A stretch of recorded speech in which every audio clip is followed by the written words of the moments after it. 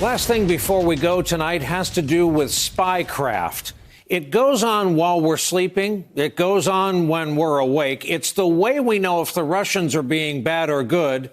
And it became public this week, for goodness sake. First, there was this. A sharp-eyed aviation buff and flight tracker saw an unusual flight pattern, tight circles out over the Atlantic.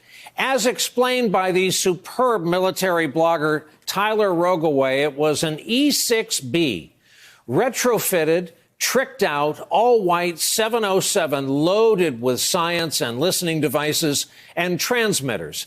It's an American set of eyes and ears and a rare mid-air refuelable command post.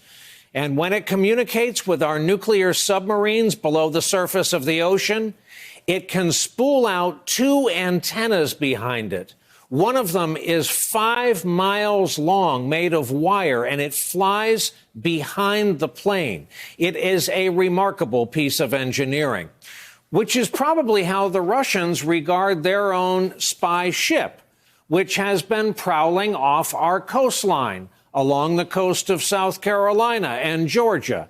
It is full of surveillance and communications gear, and our Coast Guard has declared it to be operating in an unsafe manner out in the Atlantic. It's making erratic moves. It's not responding to radio contact, and it's not running with lights on in low visibility conditions. And mariners in the area have been warned to keep a sharp lookout and use extreme caution. And, of course, it got us to wondering if there might not be a relationship between the spy ship and the spy plane. Two pieces in a cat and mouse game that goes on 24/7, 365 days a year, which brings our week here to a close.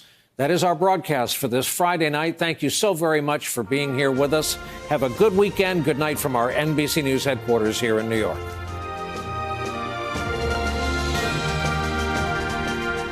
Hey there, I'm Chris Hayes from MSNBC. Thanks for watching MSNBC on YouTube. If you want to keep up to date with the videos we're putting out, you can click subscribe just below me or click over on this list to see lots of other great videos.